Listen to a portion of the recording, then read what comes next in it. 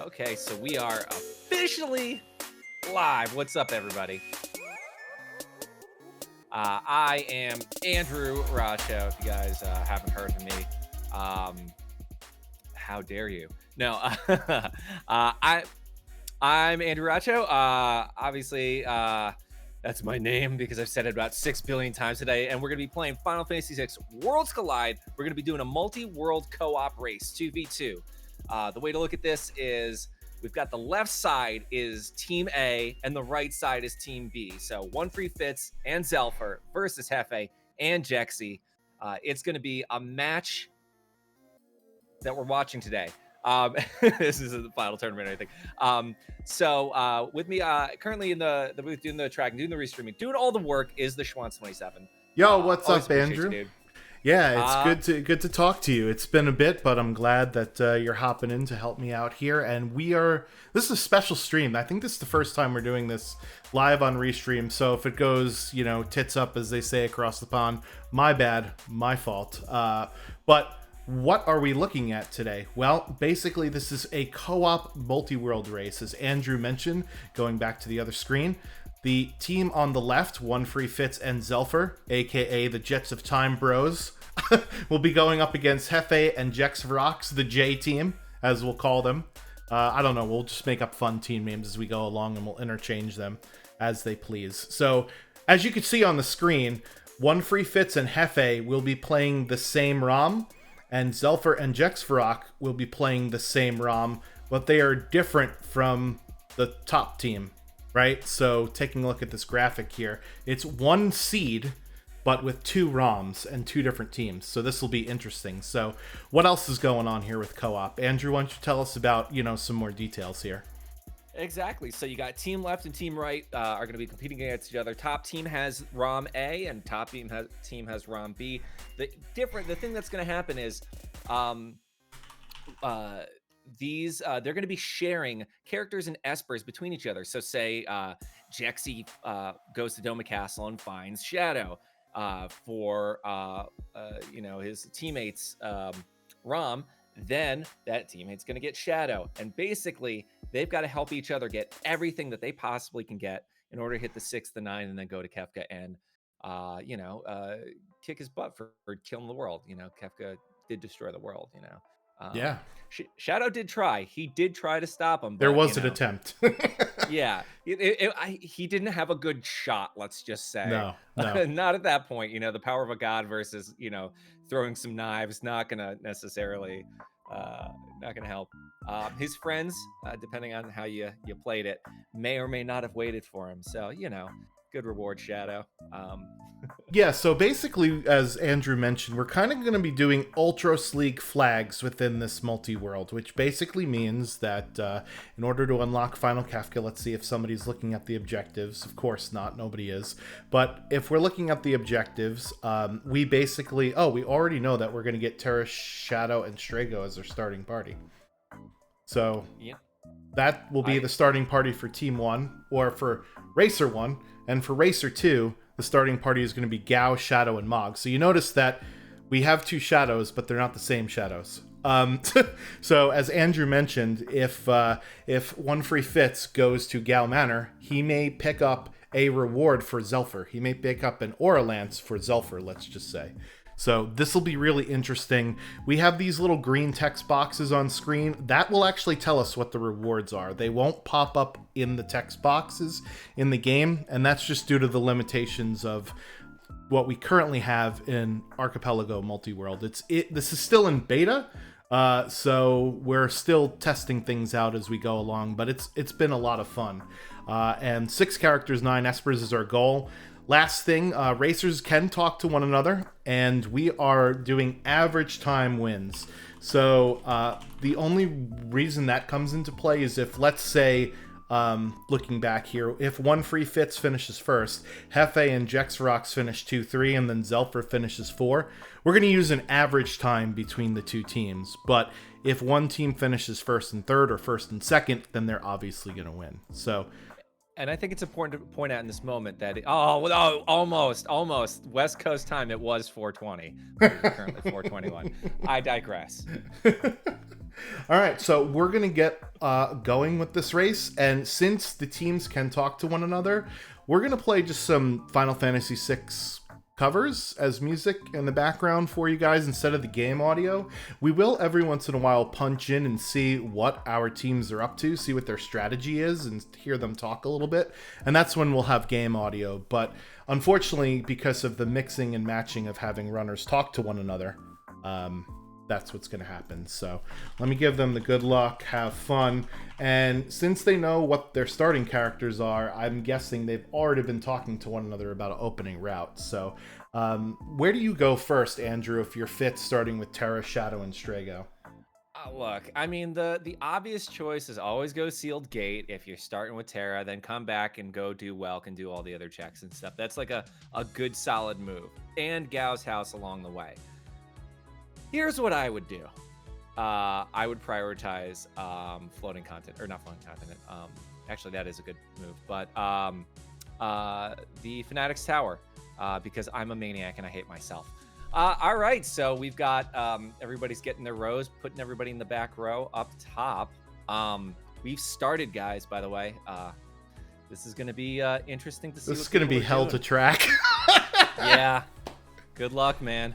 All right, so first check, I think, is Fitz here for the top runners. He's going to Gal Manor, and he's going to get an offering. So that is his own offering.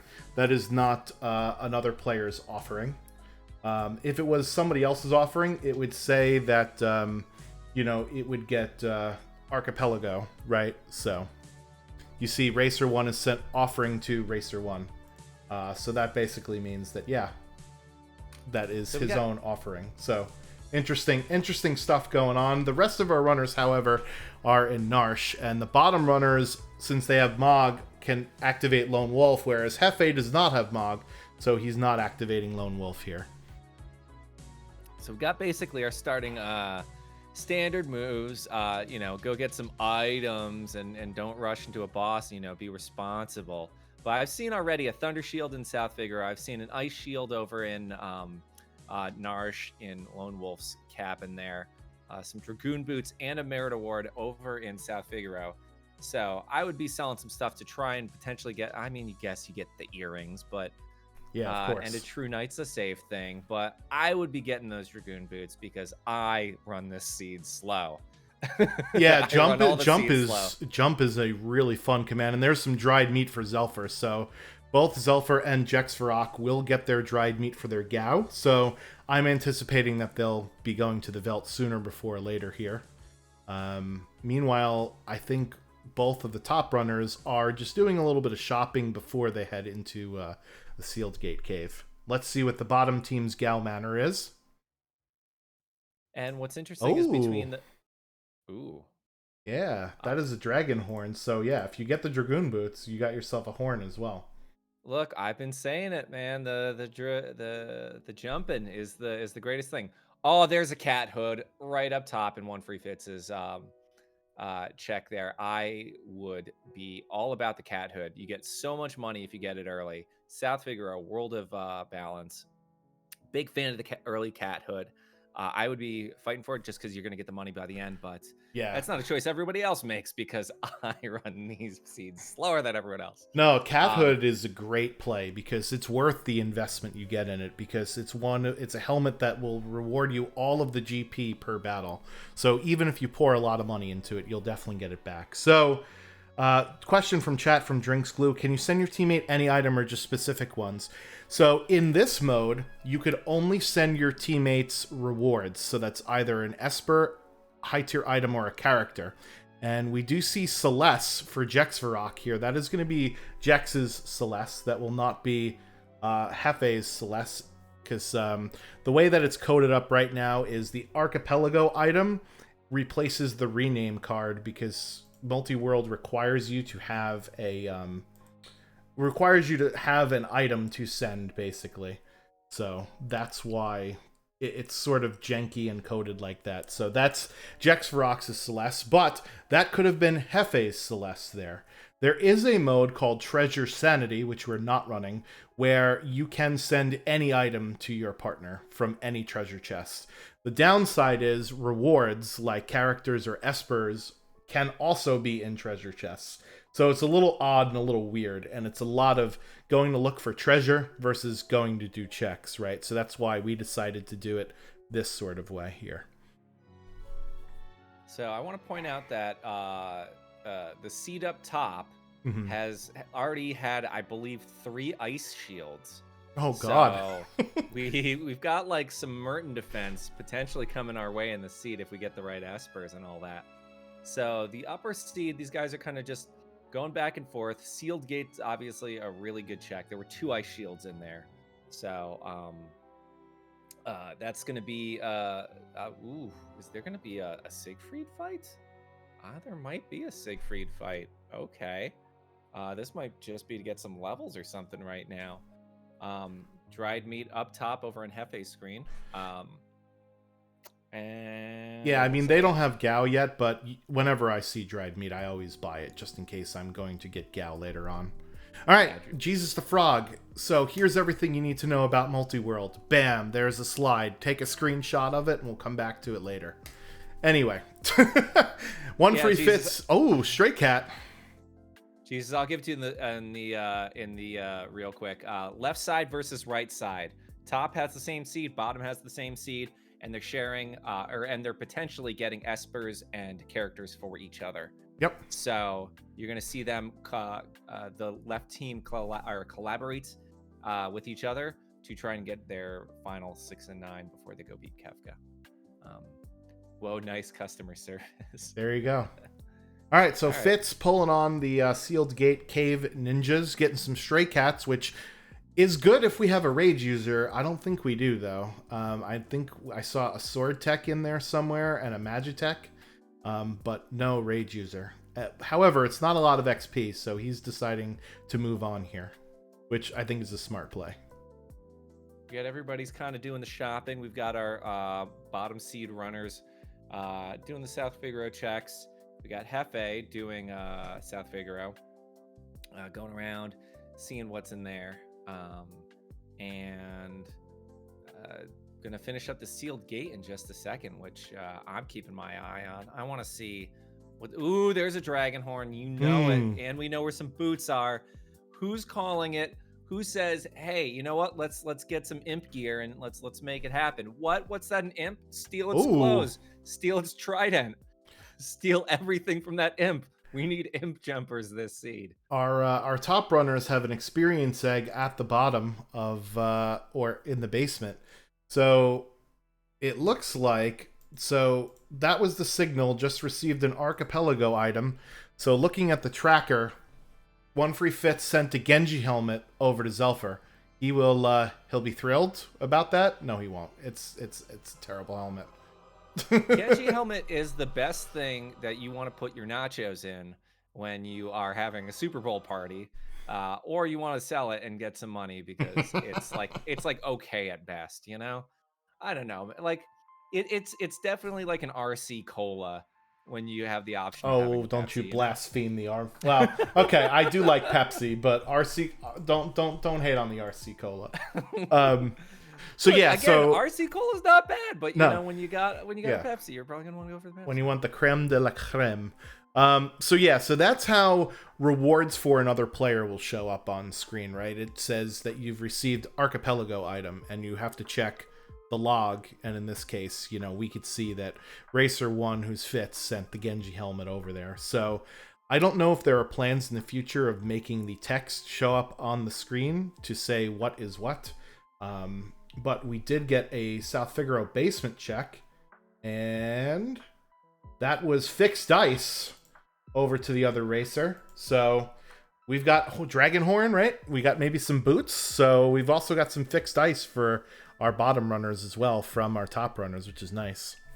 And if you guys know my love of jumping, fixed dice jumping can be a little interesting at times, but Atma weapon as well. It's an Illumina. We got an Illumina in T-Zen. It looks like World of Balance.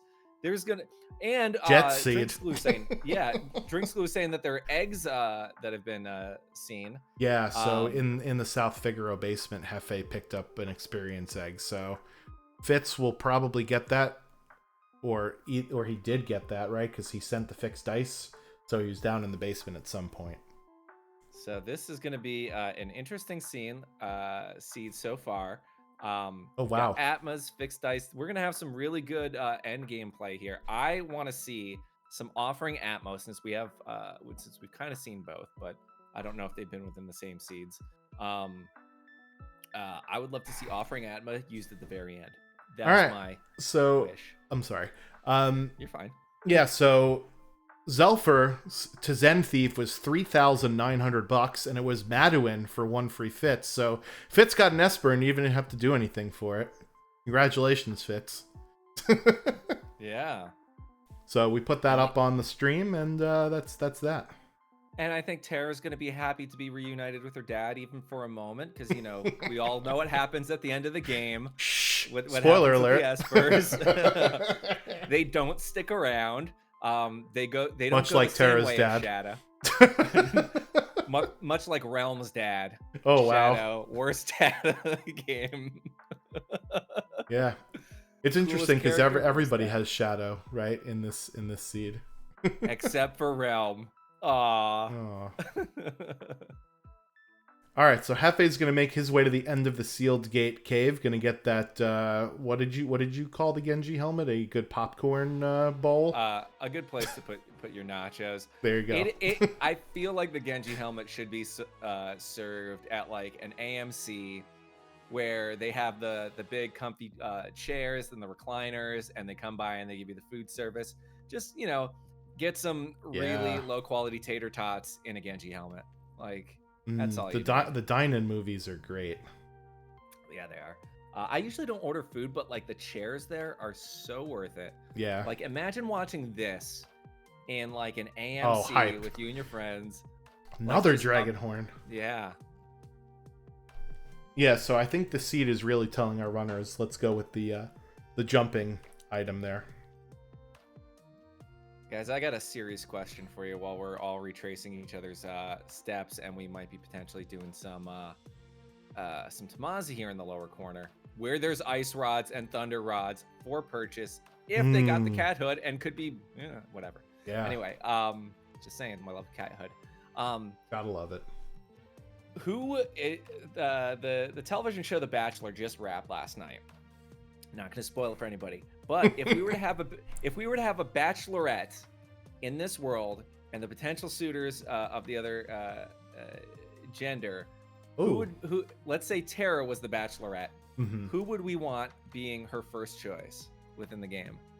Bachelor matchmaking here. I'm going with Cyan. I think he needs a rebound. Jeez. Zelfer did find a Valiant Knife, by the way, in Thamasa, so we'll see if he finds somebody who could use it. Yeah, I don't know. Like, Cyan seems a bit too old for Terra. Isn't Terra, like, supposed to be, like, 18 or 19? Cyan is, like, super old. I mean, not Strago old, but old. So maybe it is a little, like... because we all know, like, Celis and Locke, they're shipped. Yeah, yeah. Everybody else is, like... Sabin, Edgar. Whew. Another egg. Egg City. Maybe Edgar. Edgar is too much of a ladies' man. I think that relationship's doomed to fail. Tara is Edgar in mom can't mode. Edgar can't keep it together. Remember, this is the end of the world. He did kind of like buckle down when he became Gerard. So yeah, that's true. And Tara is in mom mode. We know that. Yeah, I don't know who it would be, like, because I guess I might still stick with Cyan. Sabin's probably a good match for Tara. I don't know if Sabin wants to be a dad, but we'll see how that goes. Here's my thought on that. Sabin's just gonna be like, I'm trying to go to the gym, like, can I bring the kid with me? No, what do you mean I can't bring the kid? This is, what? I thought, like, being in a relationship was gonna be fun. Now it's just a lot of work. I think that's where Sabin's gonna be. I think Sabin and Umara would ship better. All right. That's just my personal thought. Anyway, Anyway. to the game. Yeah, so another Esper from Zen Thief. This time it's for Racer 1 again. So both Zen Thief rewards are Espers for our top runner. This time Fitz getting in the World of Ruin. And Zelfer's in the Serpent Trench. Yeah. It's going right for that cat hood too. So Fitz has been doing a lot of item hunting lately, trying to find a couple of good things to really give Fitz the old yes, cat hood. Thank you. Ooh. Oh my gosh. We have Leet River, guys. Yes. Let's get some Leet River hype. Yes. This is great because remember, this is a heads up basically race. It's you're 1v1ing one racer on the other team, right? So Hefe is thinking Fitz is not going to do Leet River. If I do Leet River and it's something great either for myself or maybe even for my teammate, I'm hoping that the other racer doesn't get it. And we got some froggies for Zelfer. These are some great GP. Talk about cat hood. Whew! Let me raking the dough here. Yeah, I think it was Fitz who got the cat hood. It wasn't Zelfer. So if Zelfer did have that cat hood, that would be as Vince Vaughn and Swingers would say, the money. However, I'm curious to see because we got Zelfer and Jexy running the same seed. They're doing the same checks. They're kind of on even playing ground. However, Fitz and Hefe have been kind of they followed each other's steps a little bit, but they've started to diverge at this point. Obviously, Leet River is one thing.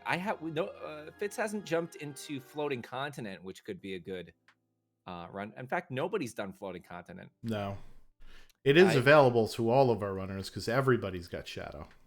And it's a pretty good early check because you get all those fights. It builds you up enough to do the whole thing. You could get potentially stuck, but whatever. No gambling, no risk, no reward, as they say. We've got my favorite is scared money don't make money. That's but that's usually for a casino.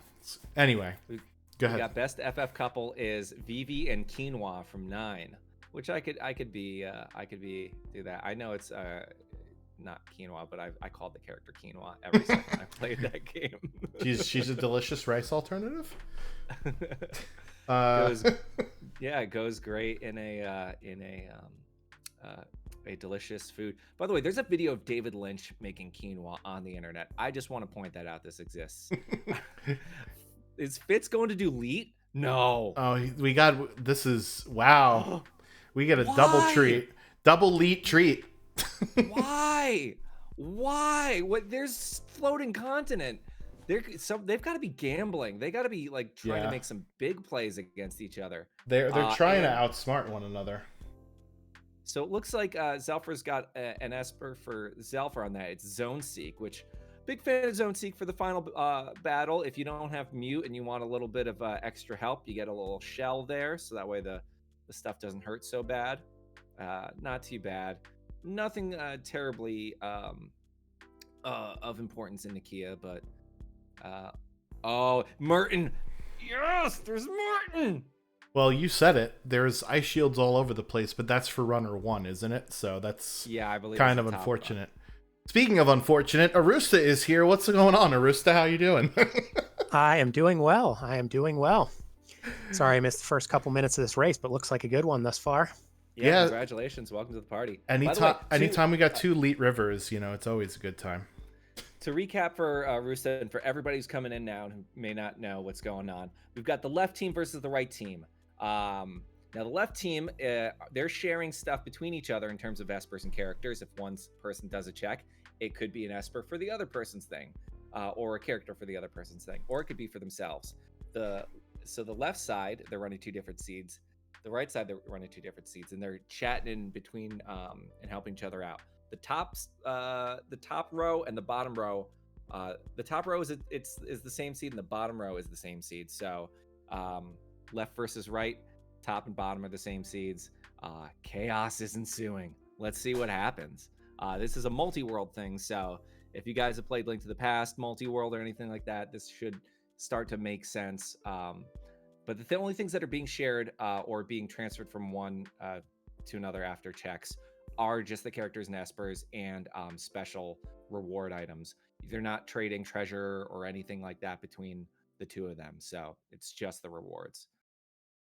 Get a little Magitech check from Zelfer into the bottom corner. This is going to be exciting to see what comes of this. Do we have any questions in the chat, or Arusta? Have you figured out what's going on here? Yeah, I'm quite familiar with multi-worlds. I guess the question I would have is, so what would be your guys' strategy, if you guys were running a team here? Would you try to intentionally do some of the more one-off checks like we're seeing Elite River, or would you try to run it like you would in more normal WCC? I would be going for the thickest checks out there, ones with like the most potential, because you want to get those numbers high really fast. So that would be my thought. But if the seed's going to be difficult, that's when I'd start making plays like Fnatic's Tower or Burning House or something like that. That would be my sort of thoughts. What about you? Not something you want to see early. Tentacles on the Elite River. Yick. Nope. Yeah, so for me, you have to be careful because remember, scaling is based on the number of characters and espers and dragons, right? And you might send your teammate, multiple rewards before they even get in a fight. So you don't want to scale them way past what they're comfortable with doing. So it takes a little bit of coordination with your teammate as to what, both of you are going to be doing. So, but it is, as we mentioned, like a 1v1 heads-up race, essentially, just with your teammate, right? But Hefe, for all intents and purposes, is racing against Fitz on the same seed, or the same ROM, rather, and Jex and Zelfer are racing on the same ROM. So the terminology is one seed, multiple ROMs, so it's pretty cool. And I want to say we are about 20 minutes in. And most that we have is like 1 Free Fits has 2 extra or 2 espers. Everybody's kind of taking their time doing a lot of these checks. We got 4 characters and 1 esper on the bottom, and 3 characters and 2 espers. So like 5 is like the max total we hit 20 minutes in. I think everybody's taking a little bit of extra time just to make sure that they're all set up in case, like Schwantz was saying, potentially overloading your teammate there. So yeah, and that actually makes sense, and that would explain sort of why we're seeing some of these longer checks that have regular encounters routed in, because that's a way to make sure you can stay ahead of scaling even if you unexpectedly get some stuff dropped on you. Taking these random encounters like you see at Elite River. And maybe that's why floating continent isn't being done. Isn't it great that you guys have emotionally gone through the thought process of us where we are, and by we I mean I've been like, why aren't you doing the floating continent? Why aren't you doing the floating continent? And then it's like, oh, this is why. Long journey. Glad you guys are here for it. Yeah, absolutely. I mean, I've been running a few of these off and on since it was originally added to Archipelago a few months ago, so a little bit familiar with it. Oh yeah, and Hefe is gonna check the shop on the ship. This is usually one of my first things I do. Also, Super Balls on there, expensive, but yeah, unfortunately, it was just fixed ice at the end of the Elite River, which is kind of a bummer. Yeah, I mean, it is a good thing to have considering they know where the Dragoon boots are, and there's a horn, so it does kind of give them the ability to take on really heavy bosses and potentially do them fast early, so they don't have to rely so heavily on something, but you can do massive damage with the fixed dice. It's a huge early game boost, and late game it can help you, but it's often too inconsistent for runners to want to stick with it. So plus there's an offering up there too, so fixed dice offering is kind of a nice thing to have, and I wouldn't be surprised if we see a little bit of that happening. But these runners also want to go fast, so they're probably going to want to do something more consistent. We'll see. Yeah, and the other thing about fixed dice, if you're doing it with Dragonhorn, it's not as bad, but fixed dice offering is surprisingly slow. Just watching that animation over and over again, you can just feel the seconds slipping away. Oh yeah. Meanwhile, looks like Hefe is doing the floating continent check. We'll see where Fitz is going. Maybe Fitz will follow him right there. Yep, I think it's going to happen. Yep. Fitz and Hefe kind of following each other's footsteps.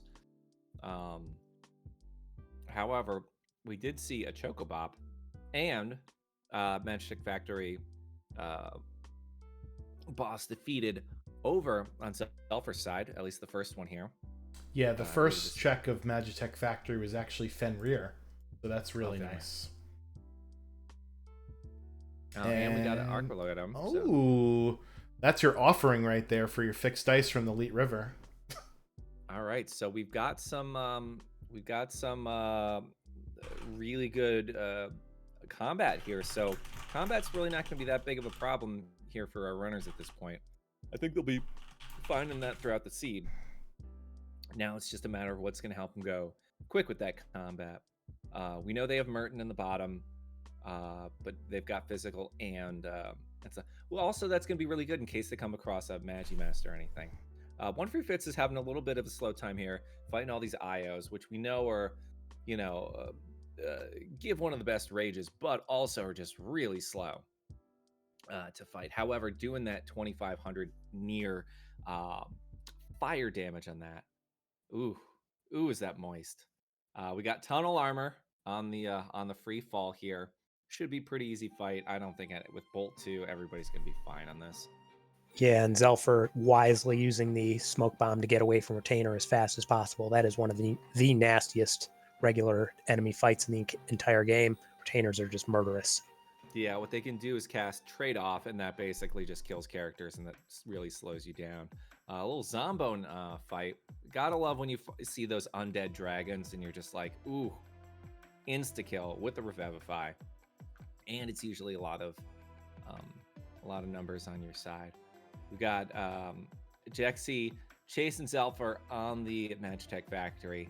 Fitz chasing Hefe on the Floating Continent. So we're going to be seeing a lot of repeat stuff. Zelfer's in the lead in terms of that check on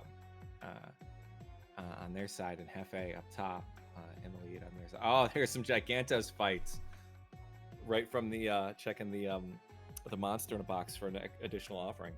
Oh, the dog comes out. The dog. And that is very nice. The Gigantos fight, for those who aren't aware, is the highest individual XP regular enemy in the game, I believe. So this is a great way you're going to see Hefe's levels just shoot up. Yep.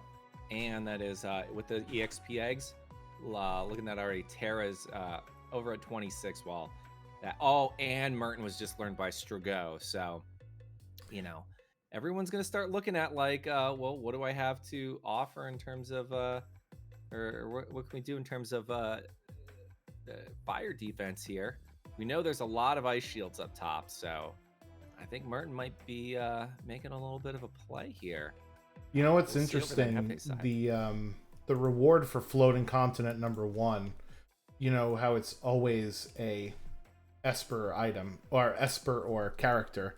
In Multiworld, that's not necessarily the case. So it's a very rare instance of having Floating Continent 1 being a dead check, that being the gem box. So a lot of dead checks early here in this race. That'll mean our runners are going to get pretty high levels. So that whole, like, you might accidentally upscale your teammate, I don't think we're going to have to worry about that as much in this race here. This is rough. The Zelfer just got to the Another end. dead check. Saw a Snow Muffler. Now, Snow Muffler is one of the best defensive items in the game because it basically nothing's going to hurt you, but you don't want to do all that traveling just for a Snow Muffler. It's brutal. We'll see if Jexy bails out after the second fight and maybe saves himself a little bit of time, but we'll see. We got a little Chocobop going over on Zelfer's side. This Vargas fight's gonna be super easy, I think. Got Larry, Moe, and Curly up on the Floating Continent. Guys, I had a fun thing happen to me with Larry, Moe, and Curly the other day. We went for drinks and it was fun. No, I X-zoned the blue character. The red one life 3'd it, or life 2'd it. It didn't come back, and I basically like soft locked myself out of that fight, and it was pretty terrible. Lost myself a lot of time on that run.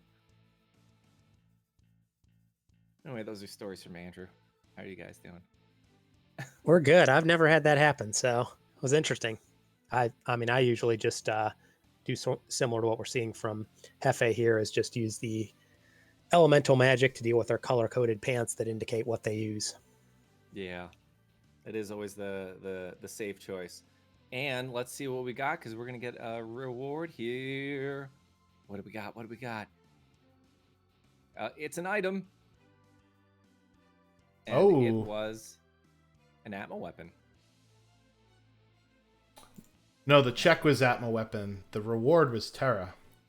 Oh, the reward was sent Terra. Oh, okay. Gotcha. Okay. So now Jexy has Terra.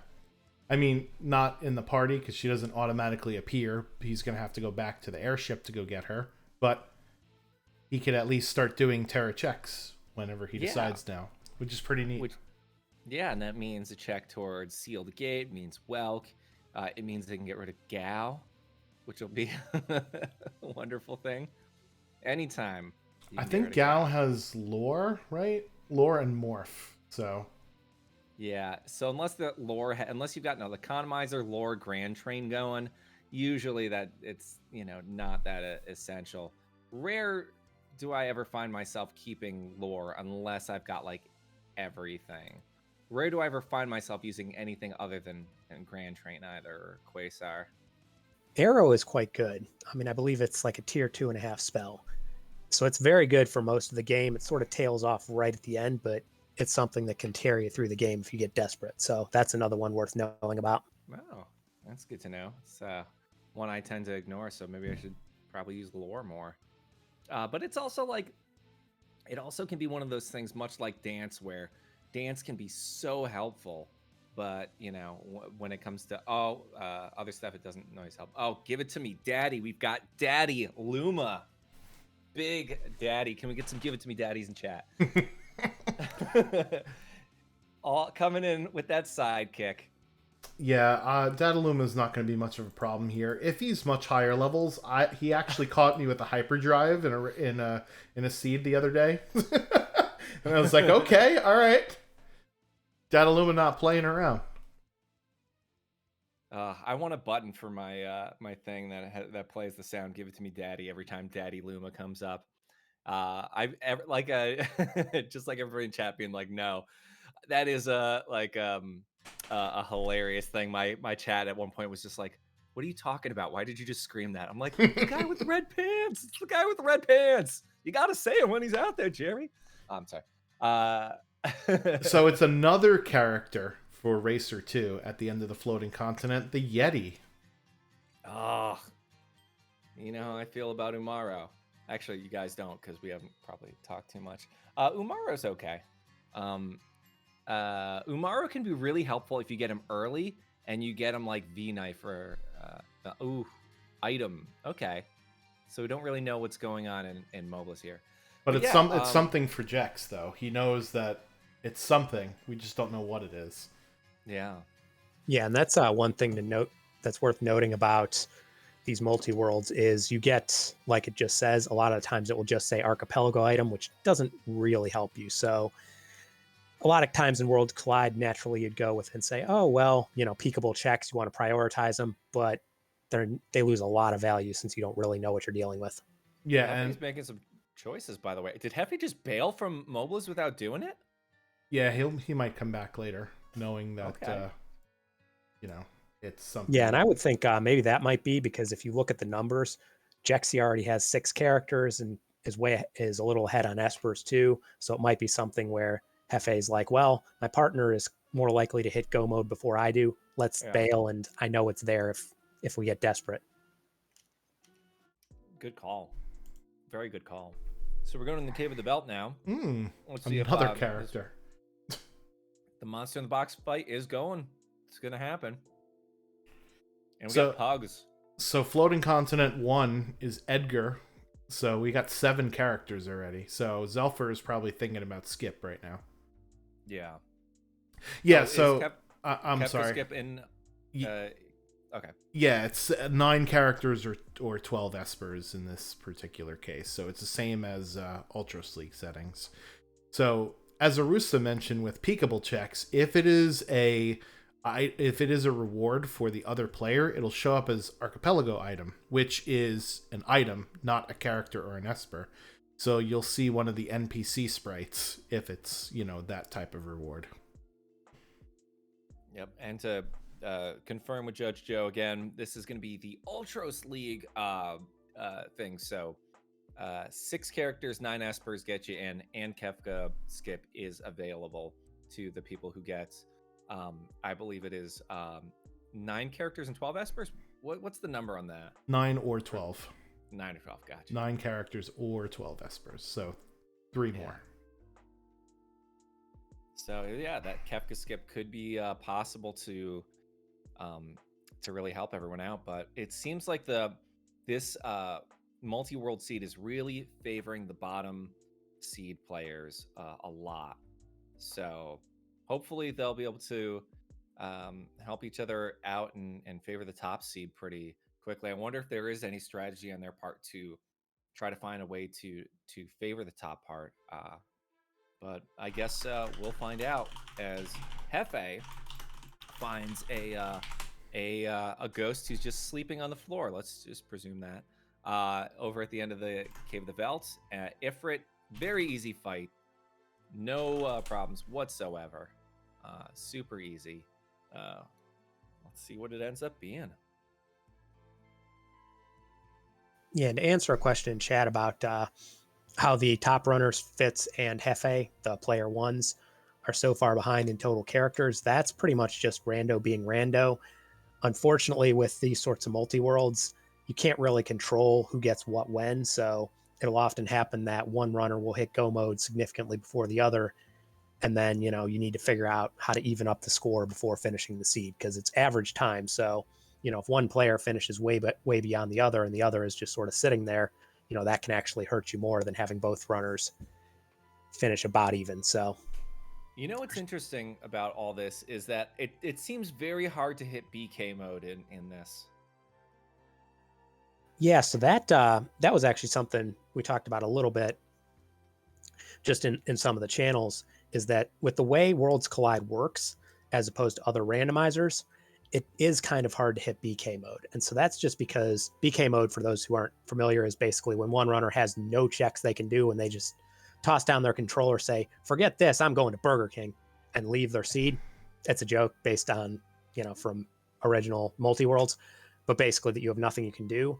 And so for something like Link to the Past, it's much easier because, there's something, Moon Pearl shuts down basically half the checks in the world. If you don't find Moon Pearl, you can't do them. So, if you're waiting on that, it's very easy to get stuck and say, hey, can you get me my Moon Pearl? I'd kind of like to play the game sometime.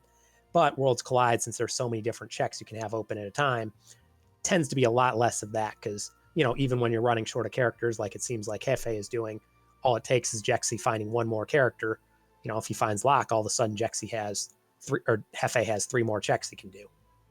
The other interesting thing is dragons count as checks, right? So Hefe is doing Opera House Dragon.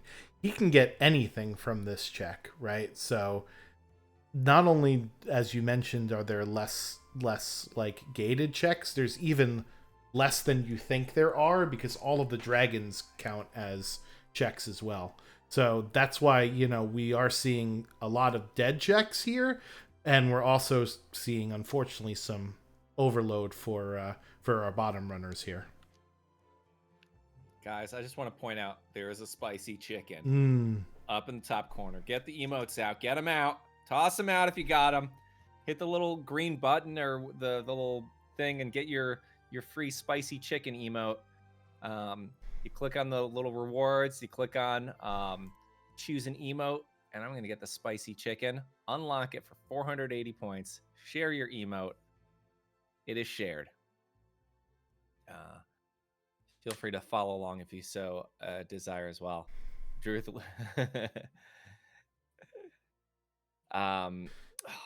we got some ice beam. Got some ice things. Okay, spicy chicken is done.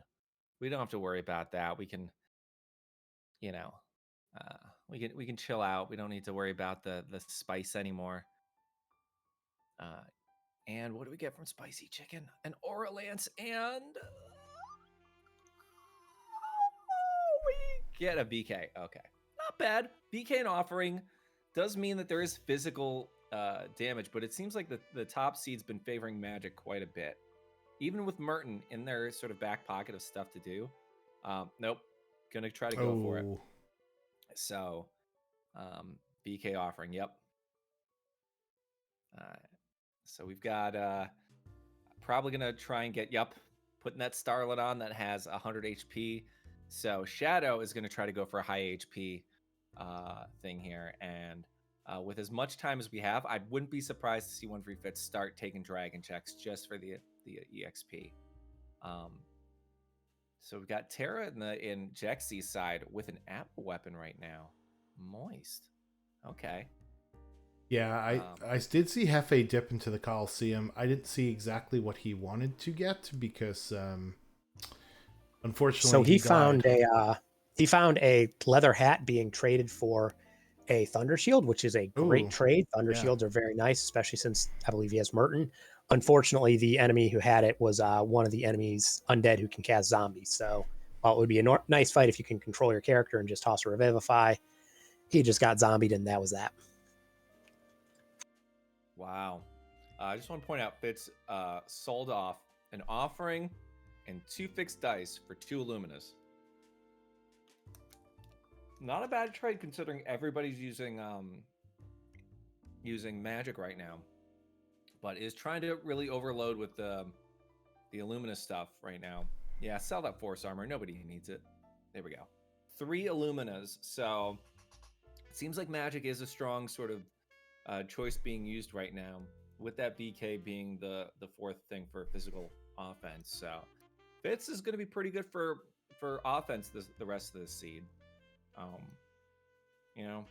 Yeah, because Illuminas are very nice in that they give you huge stat boost, so they actually work for magic because they give you +7 magic power, and then they cast Pearl, and then they also do huge physical damage. So that's really the best item of both worlds.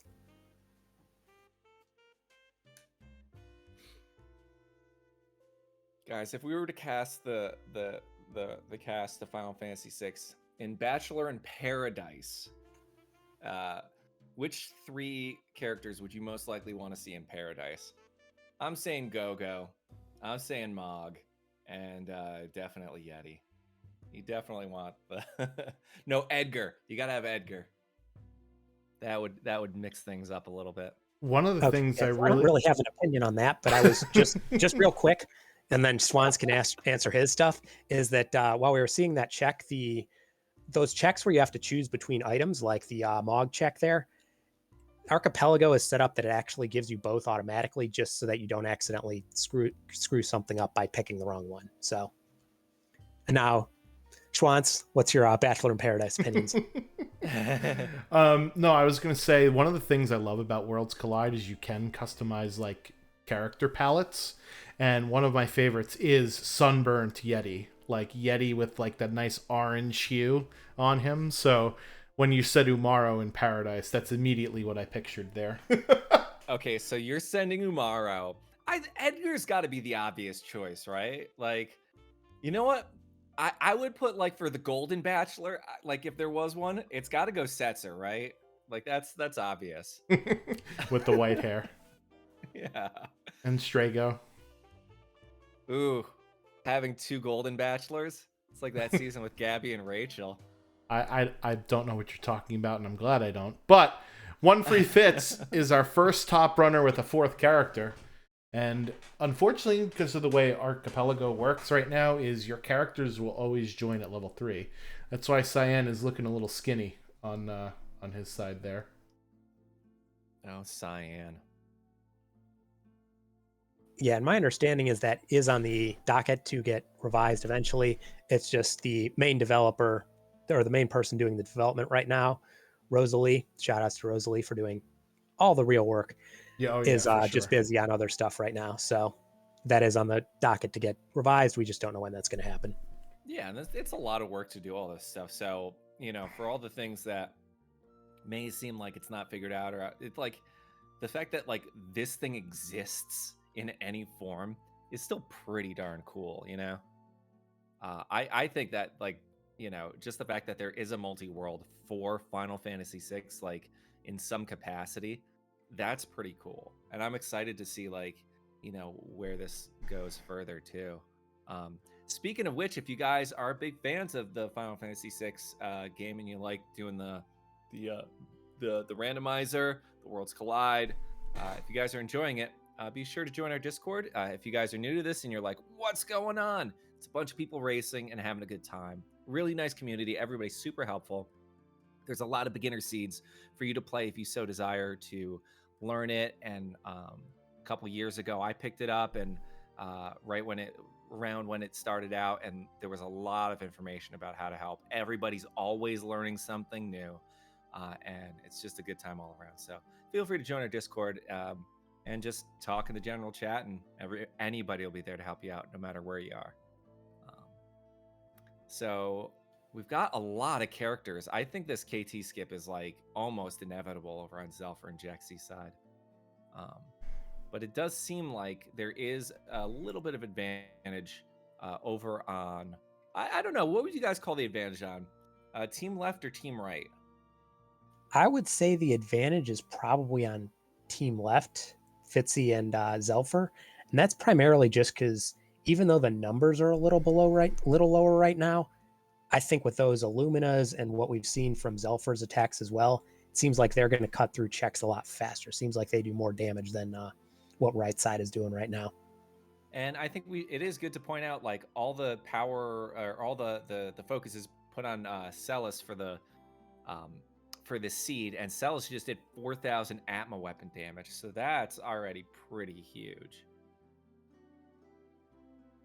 So I just want to point that out. I thought it was cool. Yeah, what's also interesting is, and maybe this will be feedback that we'll have to tweak for a future seed, right, is because of the fact that there are so many, dead checks, you could very easily get them. So maybe we'd have to lower the requirements. Racers are also, like, getting a lot of levels, right? Other than the people that just join at your party 3, Fitz's characters are in the mid-20s, and he is not really close to having Kefka unlock. And I think Zelfers are in the 30s, and he's a little bit closer, but not by much, Yeah. I gotta point out the Esper counts are a little bit low overall for generally where this kind of stuff is, but I mean, not for me. When I'm running a seed, I'm super low on all this stuff because I'm slow. But for these guys who typically run really fast, right around now is when we'd start seeing people coming close to completing. But yeah, there have been a lot of dead checks, a low Esper number that we've been seeing. Also, did you guys see that fire beam for 9999? That's beautiful, glorious. Yeah, absolutely. Tritok is very, very weak to fire. Works really well. And Zelfer actually just unlocked Skip on their side. And to respond to sponsored censor in the chat, no. I think we're good.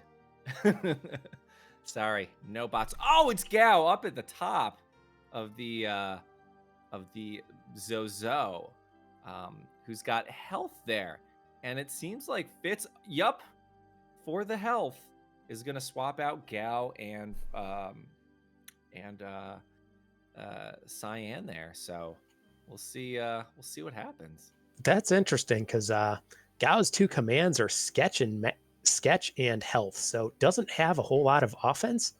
Like, doesn't even have the normal fight or any way to actually deal physical damage, but does have natural magic, and I believe Fitz has a couple nice Espers, so might just be planning on teaching him magic as the primary means of offense. Yeah, it wouldn't be a bad way to go, Just also having health at all, if you don't have any, is kind of a nice thing. So if there was a gem box, which I believe was, no, you wouldn't be able to do that with health. Never mind. Either way, it could be a thing.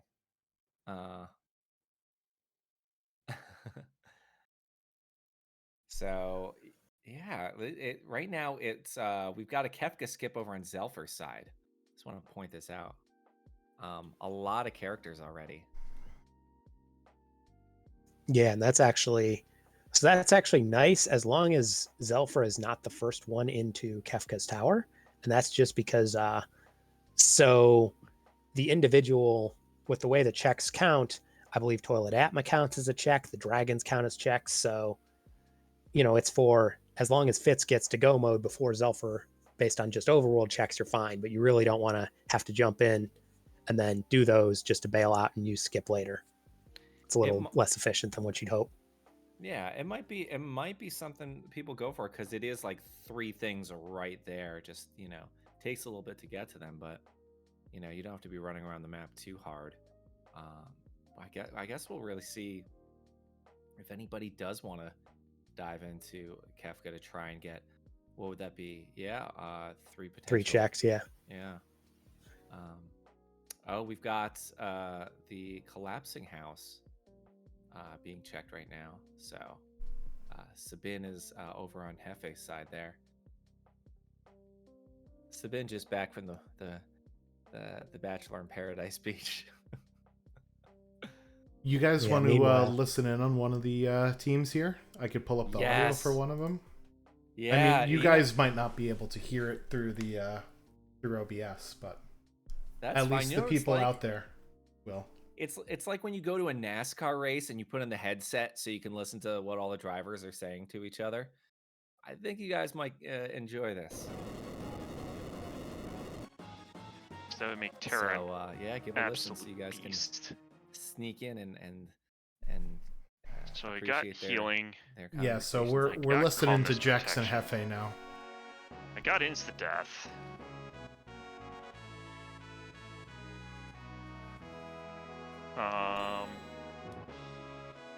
Since you're at Rag. Weapon? Yep, sword.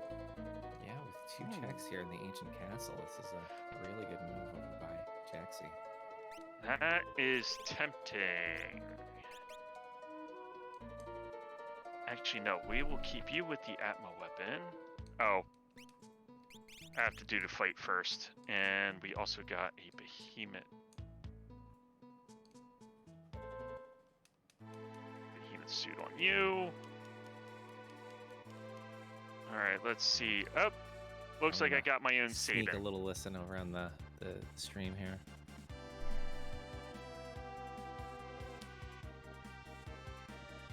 They're not talking as much as I was. I was kind of being quiet just in case we wanted to hear anything. Yeah, they didn't say very much. That's okay. Yeah. So, all right. So we've got the ancient castle over on Jexie's side. We've got a little bit of Barren Falls over on Hefe's side. With Sabin in the party, and Hefe being the only one with Sabin, this could be a good way that the right side just starts really raking in some serious points here.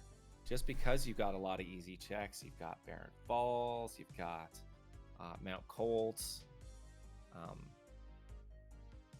Yeah, and then they've also got, the thing about Sabin's checks is they sort of are all in the same general area, so they're very quick to just knock them all out one after the other if you want to. Yeah. Oh, and you got Collapsing House too, as well. That's right. One Free Fits does have Sabin as well, but yeah, that is a lot of the easy checks are courtesy of Sabin. So we've got a little bit of the Doom Gaze check with with some teeth popping out of the clouds there, courtesy of Ultros, world's greatest receptionist. And that's going to be Ragnarok Esper. Okay, so Zelfer getting the Esper count up for themselves. Fitz is pretty high in the Esper count. This really is coming down to that Esper count. And it looks like on the right side, there's a very high likelihood that the Kefka skip will happen over on Jexie's side too. So, the teams are pretty close. But I'm thinking it's really going to be about when that top team, which of the top teams end up getting KT access first is really going to be a defining thing. Yeah, absolutely. It does seem like Fitz and Zelfer have a bit of a lead right now, but that really depends on just when you can get, especially in terms of Espers, because that's going to be the limiting reagent here, it looks like. And oof, that is not the fight you want to see over on Hefe's side. Retainer and Dark Force. Oh, it's just, you know, no big deal. These enemies won't do anything. Trade off. A little death never stopped anyone. Did a little fixed dice offering. You know, I've been a fan of that since the beginning, because I love the fixed dice. We'll trade off, and the Sabin goes down. So what? Just losing 2 characters, but gaining a cure 3. It's all good. Are we seeing any new checks that are coming up on these? It looks like we got a little fist bumping going on as our runners on the bottom playing the same seed are doing Narsh at the same time. Both of them with Yeti too. So I wouldn't be surprised if we saw a full run in. Now, I don't think anybody's going to rush KT before, like, I don't think Jexy or Zelfer are going to run into KT without the other team having everything that they need. I think they're going to probably try to help them play catch up before they all run in, just so everybody's kind of in the same helper, same zone, not to try and like get Jexy to win and then, you know, have you play catch up and the average time is too low. Yeah, because the biggest thing, like you mentioned, is it's all about average time. So it really, you know, one player finishing way ahead of the other doesn't help you as much as you'd think. Kind of want to get it at least somewhat balanced. Yeah, and the part of the problem is, right, once you're in Kefka's tower, you don't really want to get out. And you don't want to get to a situation where your teammate has no more checks to do and you have to get out of Kefka's tower to get them progression, right? That feels awful. Yeah, or where they have to go to some horrible check like doing Phoenix Cave late in the seed because that's their only option. Oh, Phoenix Cave. Everybody knows how much I love the Phoenix Cave. I mean, it's all right. It's no Zone Eater Island. You guys know how much out there, how much I think that place is such a treat. Now, did I just see Gogo show up? Oh. Yeah, Gogo is both players on the bottom have it, and since that was Jexy's ninth character, actually Jexy now has Skip as well. So both Zelfer and Jexy have Skip.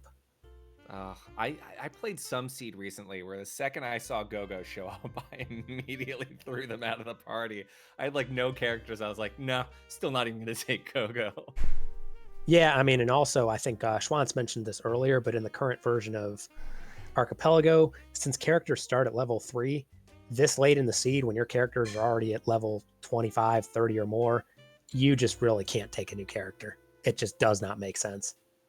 Have they taken a reset after seeing a Force shield over in the Phantom Train, which is a good move because I wouldn't even get on the Phantom Train in the first place, which has truly ended me on so many seeds. You know what the interesting thing about the Phantom Train is? Since Multiworld gives the reward as soon as you obtain it, and you could obtain the reward for Phantom Train right away in the caboose, you don't actually have to do the Phantom Train check in order to get the reward. You could just literally reset right away, and if it's a reward for your partner will still have it, even though you haven't completed the check. So Phantom Train is sick in Multiworld. Nice. That's just one of the weird quirks about how, you know, Archipelago works, where if somebody dies, you know, that doesn't really terribly impact it as much. Yeah. So Fitz has Cyan, and you know the Doma, the Cyan checks are all fairly quick. They're all really lucrative too. You got the dragon and the free item up here, and then Doma Dream, of course, as well, giving you just one after another. So I wouldn't be surprised if we saw the Doma Dream happening pretty soon over on Fitz's side. Yeah, I would certainly agree, because Doma Dream is one of those checks. Since once you start it, you're basically committed to going all the way through. It's one of those checks that you don't want to leave for last, because you don't want to get what you need in the first thing and be like, well, I guess I have to sit through the rest of the dream for nothing. You know, it'd be pretty nice to see right now. Zelfer and Fitz both have Cyan. Zelfer just got Cyan from the Stormdurgan, and I would love to see both of them do the Doma Dream right now. That would be so moist. Now, what's been kind of a bummer that we haven't seen is Lock, because getting that what do you call it, the thing with the thing, the Paladin shield would have been so easy this entire seed because they're taking on so many battles. But we haven't seen Lock yet, so we've got Fitz is really close to having Final Kefka access, just a character away. But Zelfer does need those Espers, so we'll see. You know, Fitz is probably going to take this fight in the Opera House, see if it's an Esper, and then really decide if Doma Dream is a good call. It could be too long of a check for if they both did it now, rather than trying to prioritize some really simple stuff. So, well, yeah, I mean, when you're this close, I think the answer is to go through as many of the quick checks as you can, and actually, especially if Fitz. And actually, that's a case where, you know, we mentioned the quirky way that peekable checks work in Archipelago, where, you know, if it's something for the other player, you just get told Archipelago item. You don't really get told what it is. But when you know all you need is something for your opponent or for your teammate, you know, that finding out it's Archipelago item immediately tells you whether or not it's even worth checking. Whereas if you say Strago, you're like, nope, that's for me. I'm done. Yeah. Interestingly, both Ice Dragons and both seeds have been randomized to the Opera House. That's kind of strange. So yeah, we just see simultaneous Ice Dragon kills. Of course, remember the top seed is different from the bottom seed. Top row seed is different from the bottom row seed. So we're seeing the rewards there, which is an item to the other player of all fun. Yeah, it things. looks like it was Shoat, which I believe is Esper. Is that Esper number 8? Yeah, Esper number 8. So yeah, I think seeing the More importantly, it was Setzer for Hefe. So that was available from the very beginning, right? Because Opera House Dragon is not gated. It's literally right there. So just interesting quirks of Multiworld, you know? I mean, currently on the left side, we've got such a huge advantage. Fitz and Zelfer are very likely going to go into KT first. They're just basically one check away. So seeing that Doma Dream, very, very unlikely we're going to see somebody make that. Although they could just at this point, one of them go or both of them go in, and I think that they would still get out ahead of the other team, just because Jexy still needs 3 Espers. So, and Hefe needs 4. So they're neither of them have Cyan, so they're still playing a little bit of catch up. So I think right now, One Free Fits and Zelfer do have a really strong advantage in terms of stuff. So we'll see what happens. Really, Yeah, and I believe that was number 6 for One Free Fits, and actually, so that unlocks KT, but you notice that are not something pop up, because actually, if you get it sent to you by the other person when you're just like walking around like Fitz is, it doesn't actually trigger KT unlock until you go into a battle or complete a check or literally anything. So yeah. Fitz actually has KT access, but we won't see the thing. The little KT is available until after this battle right here. And they're going to fight a battle on the way anyway. So, you know, if they go to KT, so they'll be fine. Yeah, that's the case where that can really be kind of a pain that we actually found out is that, like, if you're doing something like an async or something where you're almost done and you just go up to Kefka's tower and then someone completes it while you're sitting up there, you actually need to take a random encounter in Kefka's tower if you've already finished the statues, just to have the game recognize that, hey, you're ready to kill Kefka. Yeah. I think we're about to see, since both of them now have Kefka Tower unlocked, we're about to see One Free Fits and Zelfer basically just decimate this entire seed. They are so far ahead of the game right now.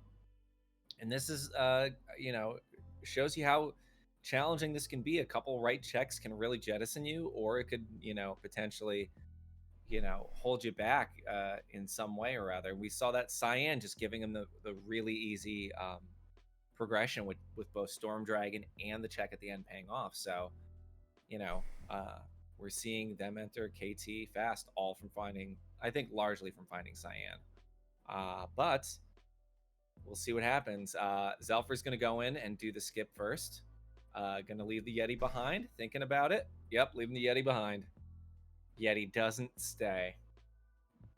Yeah, I mean, Zelfer Celis has like 5,000 HP and was doing like 6,500 damage a swing. Yep. So Zelfer doesn't really need more physical damage. And unfortunately, this late in the seed, when you don't know what bosses you might run into in the statues, there are several bosses where Umaru's auto berserk just really, really hurts you. So makes good sense to leave him.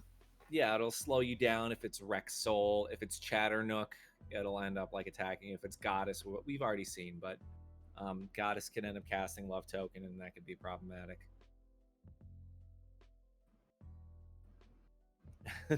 Angerel pointing out that Zelfer is leaving the Yeti to pilot the airship, which is quite irresponsible. I would fully agree with that. We haven't seen Realm on either side this entire seed. We haven't seen Realm or Lock. So this has been an interesting seed for that. We didn't see Murder Child or the Paladin Shield. But I don't think we've seen Daryl's Tomb. So Hefe might end up finding something we haven't seen before. Validation chest, run validated. See, normally when you get to Cave on the Veldt and you see an NPC sprite on the ground, you're warping out. But that could be something for Hefe in Jexferox's case, so that he's going to stick this out here. Did you guys see that damage over on Zelfer's side? 9,000. 9,800. Oh, yeah. And getting all that EXP for Celis just before. That is kind of a good strategy when you got Atma weapons. Toss your Atma weapon users in the middle. That way they can end up doing a lot more damage in the final Kefka fight. Bails you out on a lot of situations where that can, having that extra damage really helps you out. Gonna probably toss a couple of tossing on some Fenrir. Yep, left the EXP egg on there. What are you gonna go for? All right, gonna put the Zephyr Cape on Celis, which I'm a big fan of. The Zephyr Cape gives you a little bit of extra evade, right, for the final fight. So yeah, and I mean with 7,000 HP, it's not really like there's a whole lot else you need to do. Yeah, that's insane. Getting a little bit extra too, because you don't want your Atma user to get hit. That's the big thing too. You don't want them losing health because then that means less damage. So a little bit of evade helps. All right, we're going on Ultros over on Zelfer's second statue here. Easy fight. Gonna bolt to this. Just using the magic. Hefe getting throw lock out of Daryl's Tomb. All right. Does that mean right? Yep. Ragnarok. Sorry, it's my Ragnarok sneeze. Yeah, this makes You're a lot allergic of to sense big swords? Yeah, it tried to turn me into an item. I said, no, I'm going to sneeze. Do that instead. Hey, it only has like a 5% chance of working or whatever in the regular game. You're good. Yeah. Ooh, let's see what's here. What is here? Alexander or an Archipelago item? Yeah, you'll note that if you see the colored box where it sent both Bismarck and Alexander, because again, when there's those choice checks, Archipelago gives you both immediately, just because otherwise it's possible to pick the wrong one and cause major trouble. So Jexine is now all caught up, and Hefe was just about to go might have potentially been thinking Welk, get that second thing for Jexy, but it's not essential. It's not important. Gonna go get the tunnel armor check, which is gonna be super easy. And all they're waiting on right now is just these extra 2 espers for Hefe. And once those are done, they'll be in KT. So we'll I guess we're gonna go see Jexy is gonna stick around, not dive in KT. However, here's one possibility that could help them out. They find that other character for Hefe. And that allows Hefe to skip KT, potentially making things a little bit closer. Zelfer in a little bit of trouble here. Goner from Goddess. I think this is a wipe. Yep. That's This a gives, reset. Yeah, gives the because team a little Goner bit. Goddess also did a couple gigavolts back to back and just wiped most of that party. Thankfully, they saved. So, gonna put a couple of things on there. Let's see. They're just gonna go for it? No, I feel like you gotta with Goddess put on some stuff to help you out. I would say, does Zelfer have any sort of thunder protection? Because that would be what I would be looking around for. Yeah, those thunder shields might have to potentially unequip them off other members of the parties. Only 9,000 health on Celis. No worries. Put that red cap on Salis, and she's gonna now just do all the damage. Well, doesn't look like there's gonna be any item changes. Just gonna be kind of doing a round 2 of it, knowing what to go in with a little bit better. Okay, so Hefe is not even gonna try and find that 9th character. Just going right in. He might have a 9th character. I'm not quite sure. His tracker says 9, but there's only 8 faces lit up. So we'll see if he has 9 or not here. He does have 9. Okay, so this is the statue skip. So this puts them back in the game. Wow. This could be close, guys. It's about who's going to do all the damage. Now, we know that Fitz has a huge advantage with that, or is it Zelfer with that 9,000 damage? What the hell? There's only 8 characters on the screen. Oh, Archipelago. Whatever. He gets skipped somehow. Sure. Yep. Let's go with that. And oh no. Was that an Ultima? That was. Oof. This is gonna be rough. If Zelfer really kind of eats it a little too hard here, hopefully we don't have to see like them getting out. I feel like this has got to be like you've got to really overload this party with everything that you possibly can at this point. Getting ooh, yeah, it's really kind of trying to figure out what to do. Because that what do you do when you fight this Ultima and you might not potentially have the health for it? Probably take that red cap I believe off. has a can he wear a Minerva? Has Zelfer checked? I mean, Minerva's not going to help you against Goner or Ultima, but it will certainly not allow Goddess to soften you up with those lightning attacks, right? Yeah, and I think there's also a I think Zelfer had a muscle belt, which is 50% health, which won't get you to the 4,300 that Ultima just did, though. I did see the ice shield come off, so potentially that's going to be thrown in Goddess when she gets at a lower HP. We got matching Grooves up top, so Fitz and Hefe are pretty close and caught up to each other. This is an interesting moment. This is where we're seeing the seeds come together. Now it's going to be Zelfer versus Jexy on the bottom here, where we're going to see, if Jexy can catch up and oof, this Goddess fight ends and up that's being, another wipe. That's a wipe. That's another wipe. This is all giving Jexy time to catch up, so we'll really see. Yeah, so Arus, do you want to recap as to what we're doing with Archipelago Multiworld stuff? Yeah, so effectively, this is Archipelago is a multi-world. So if you're familiar with anything that people have done with like Link to the Past or Ocarina of Time, same sort of thing where basically we've got teams. So it's Fitz and Zelfer versus Hefe and Jexfrock. And so Fitz and Hefe have the same seed. Zelfer and Jexfrock have the same seed. Both players need to, on each team, need to finish, and then it's the average time that determines, what the team's total time is and who's the winner. So right now, everybody's in Kefka's tower, so we're right near the end. The biggest thing is going to be just, who manages to finish up here. And so if this seems interesting to you, we have a channel specifically in our Discord for Archipelago, both for live races like this, or also there's a weekly async race that goes on. So that is actually a good way to get involved if you're not, you don't necessarily have time to coordinate with someone else, but you just have an async seed, you fire it up when you have time, close it out, come back a few days later, you open up and see, hey, I have a bunch more characters. Cool, I can go do more stuff. So I would strongly recommend that if you haven't tried it out yet. So the only thing standing between Zelfer and Kefka is Goddess. So we'll see how he gets on with this. I don't know if Jexferox has found Goddess yet. I don't believe Jexy has. I think just like what Zelfer did, it's going to be the last one.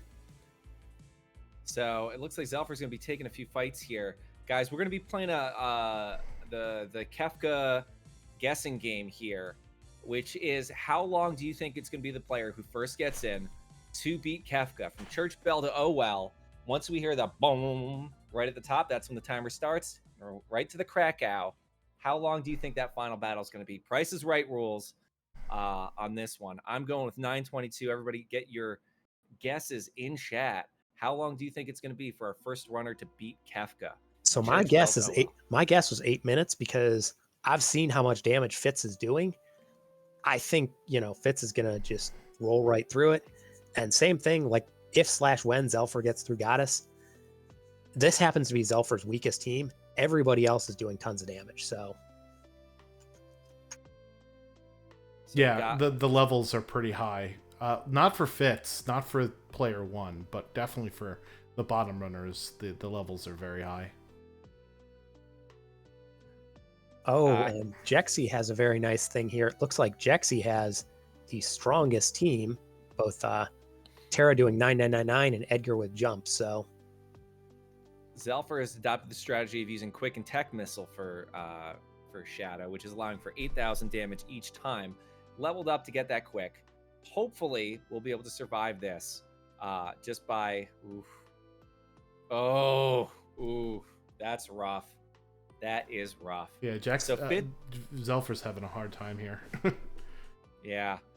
All right, guys. Last chance to get your guesses in from church bell to oh well. So far, we got a 1 second guess, but 801 from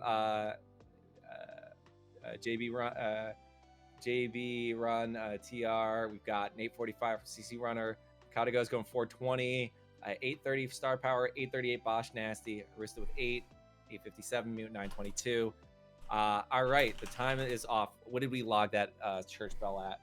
1:16:27. 1:16:27 start.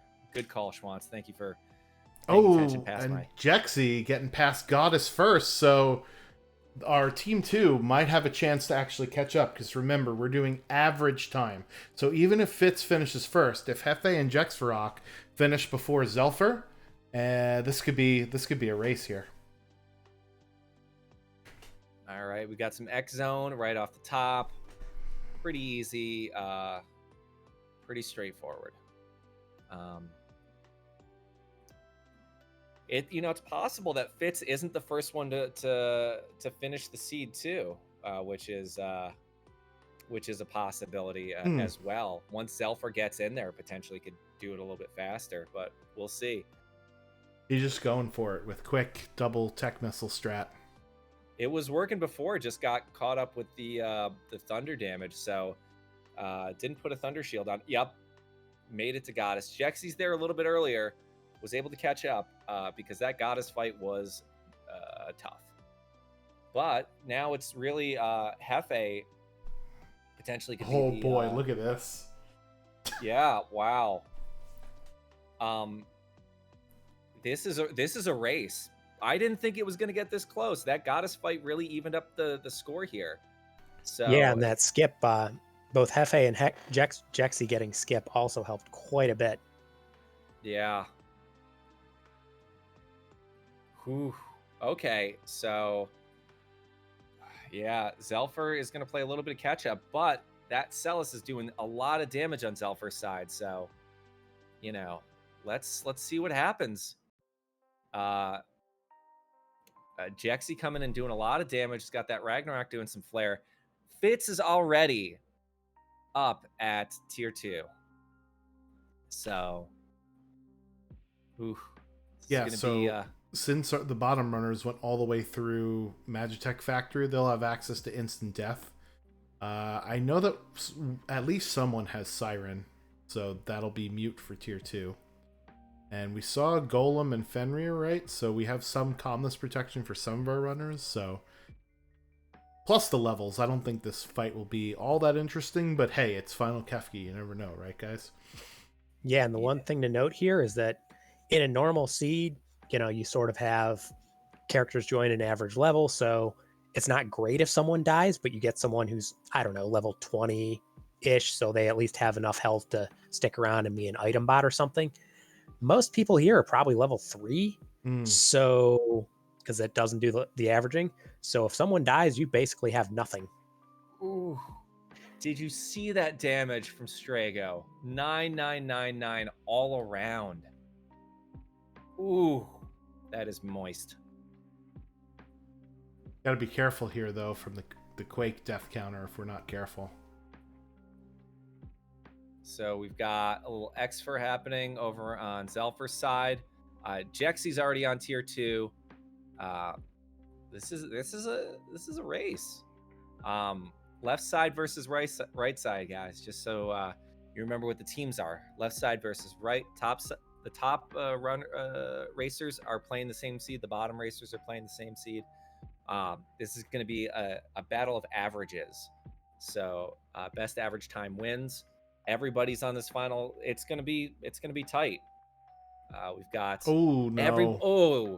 this is tough because now Fitz. He's gonna get thawed out here, thankfully, but Gao is still a potentially zombie. lose Gao. Yeah, zombie Gao is not a good thing. This might give a little bit of time for Gao to recover, or he might just be like, whatever. Don't need Gao. Doggo defense, always great to see. Shadow just blocked 4 attacks. Wow. Yeah, the problem is I think Fitz killed at least some of these parts, and he has all these attacks queued up. Thankfully, Life 3 happened on one of the parts, but if he can't get that Revivify on Gao, as Arusta mentioned, we might be getting a level 3 scrub off the bench here. Guys, everybody is on tier 2 right now. This is a seed. This is awesome. I mean, just the chances of this happening. Everybody's going to be running really well, but the chances on 2 separate seeds and 4 runners on the same tier at the exact same time, this is ridiculous. Obviously, Fitz is a little bit further ahead, but wow. I mean, it could be possible. Jexy's rocking some serious levels. Jexy maybe gets a little bit ahead. We don't know. Okay. Fitz is going to tier 3. Hefe just getting 10 hits happening. Yeah, same with Jex. Everybody's Zelfer's really going to be the determining factor, I think, a lot of this seed. Just how fast can Zelfer catch up? It's a big thing right now. Doing a lot of damage with this Merton, so getting that whirlwind, you don't want to see it. I probably should have played this song when this battle started, but that's okay. It's happening now. I'm walking on sunshine. Not exactly that song. It's a little Dancing Mad cover for this part, obviously. And oh no, Gal keels over and dies. It happens. He's a wild child, right? Yeah. We got that morph over on Fitz's third character there. So Jexy's on tier 3. Oof, this is gonna be tight. I'm leaning towards the right side now, possibly taking the lead on this. Yeah, I mean, Jexy isn't far behind. Fitz is in the lead, but Jexy's not far behind, and then Hefe's in third, whereas Zelfer's still on tier 2, and I believe Zelfer still has a couple. Oh, nope, there we go. Never We're mind. all on tier 3. Everybody is on tier 3. Crap, we're gonna have to do some math, fellas. Yeah. more importantly, this time, we're gonna see how close we are to one for. Everybody's got some good times. I might get it, guys. Just saying. Look at that Pearl taking up so much time. Man, is that really good for my guess. But this is going to be around the mid-8s, it feels like, maybe. Medio for Hefe here. And that was calmness for Jexarok. All of a sudden, the right-hand side. What? Taking an opening. Jexy was doing so much damage. Turns out the levels ended up being the thing that ended up making it happen. And no calmness yet from Fitz, despite dropping 2 Illumina's attacks. And okay, now we got it. Oh, there goes I think right side just took the game here, as they're both on Kefka. And I wouldn't really put all this on Zelfer, even though that Goddess fight was difficult. I would put it on the fact that Jexy had really high levels and was able to get ahead, and Hefe getting the skip as well. That really, I think, was more of a determining factor than Zelfer in the Goddess fight. This still might be closer than you think, because Hefe just got his 5th character lock in here, and Shadow and Sabin are not looking so hot. So this is still far from over here. This is going to be down to the wire when it lands at 9 minutes and 22 seconds for the Krakow. Guys, pay attention. This is going to be one free Fitz's thing for the guessing game. So even though Jexy's probably going to end up finishing first, the Krakow is going to happen on Fitzy's side. Quadruple Kefka. Exactly what you want to see in a race. No! Oh my God, you cannot. Oh, no. Wow. The ultimate counter. Heartbreak. Wow. Tragedy. Also an ultima for Hefe. He survives. Okay. Terra's got to do enough damage to win right here. That is rough. That is really, really rough. Wow. Oh my goodness. That's gotta hurt. All right, and that is time for Hefe. What was that? 126.30 something? Oof. Time for Fitz as well. 7-second difference between those two. Oh, Hefe got it first. Wow. Hefe in first, 126.35. And Fitz 126.42. Which is 10 minutes and 15 seconds. I got it. It's like I ended up winning the guessing game by aiming a little high. But yeah, that was close. That was really close. And Hefe also getting the time in there before Fitz was pretty impressive. Had that Ultima not come out, that would have been team right. But yeah. And we've got Zelfer getting the crack. Oh no! Oh my God! No, oh, no, he 127.29 for Zelfer. Oh boy! So their average is about 127 and some change, 5 seconds, something like that. Yeah. Yeah. And it's possible Zelfer could have been the first one to finish had the Goddess fight not happened the way that it did.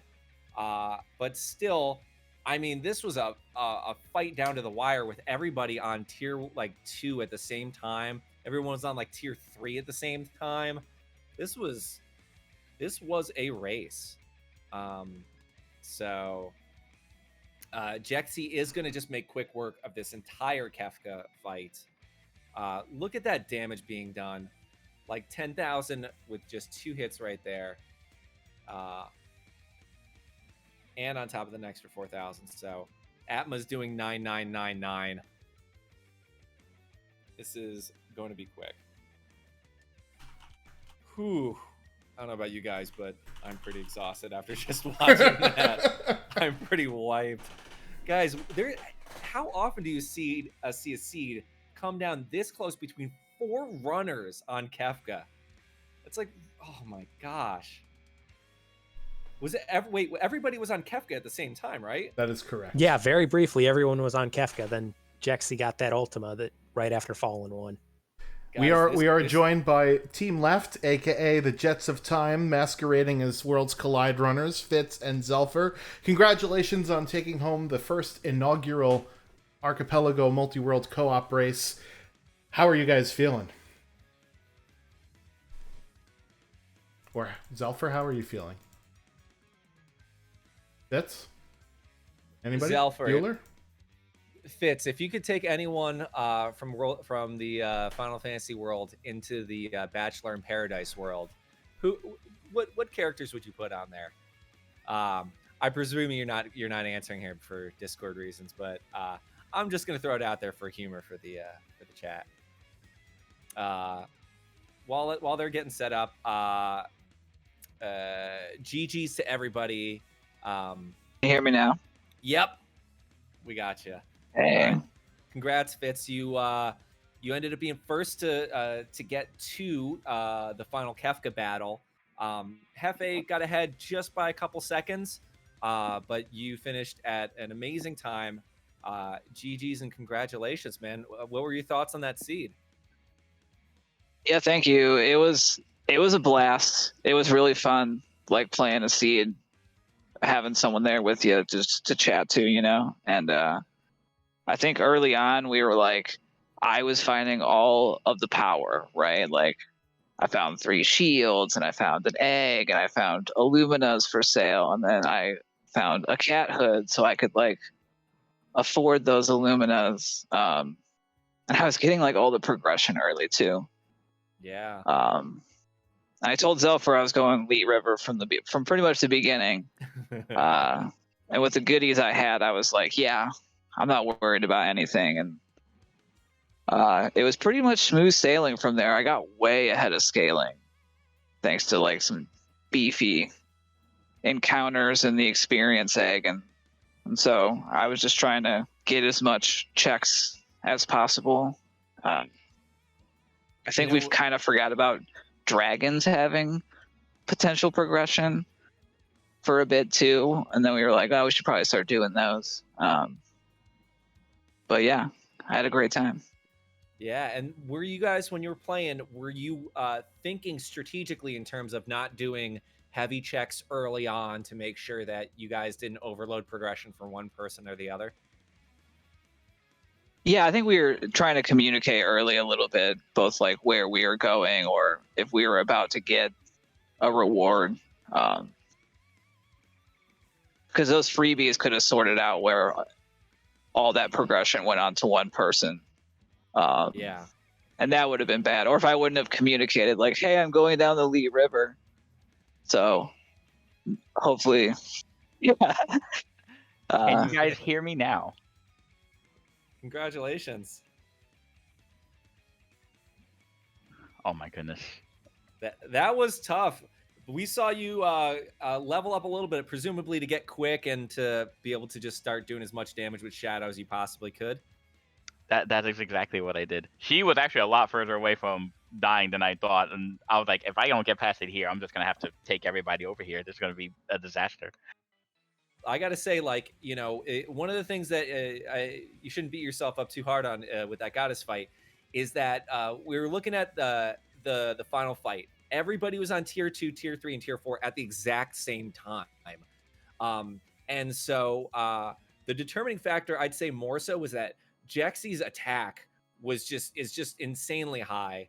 And Hefe also got the skip.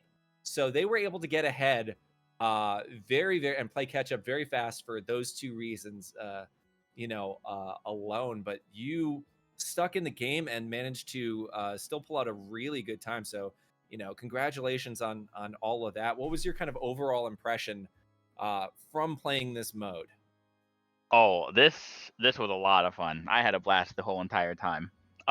Goddess notwithstanding, but everything else, we were having a blast the entire time. We were sharing what was going on. We were trying to find things. We were like, oh yeah, progression could be behind dragons and all that fun stuff. So it actually, I had a blast.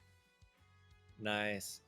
By the way, the final determining factor in the run is that Fitz, Zelfer, both of you guys would have actually been potentially like 30 seconds behind Hefe and Jexy beating you. Jexy probably would have been the first to finish. Jexy got Fallen One, did a lot of damage, and then got Ultimud.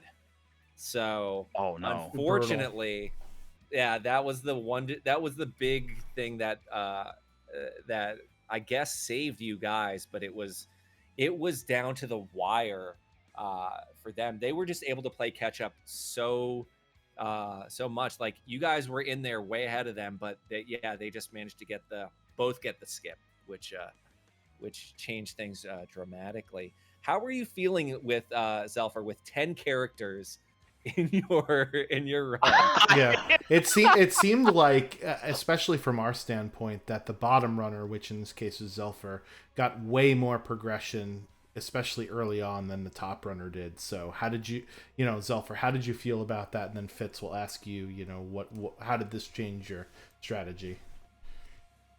Oh man, I'm not used to getting that many characters. I was like trying to figure out like, all right, which route has the most checks in it, and I was like trying to remember that the dragons were checks too, and that's why I was trying to go around and just like whatever the most dense was, just go that route and just ignore everything else. The world was the oyster. Oh yeah. And then Fitz, Yeah, it was how like- did that change your routing at the beginning? Because you didn't have a lot of stuff. As that's a GG for Jexy as well. Finally finishing Nice. there after that unfortunate wipe. So get your GGs out for Jex for Rock. And Yeah, the let's- perseverance.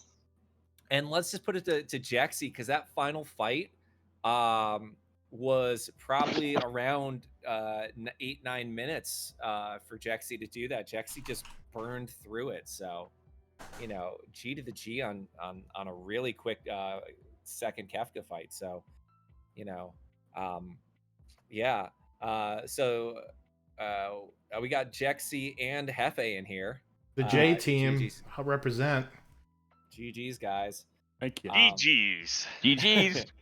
Guys, you have no idea how close this Hefe and Jexy. You have no idea how close this was.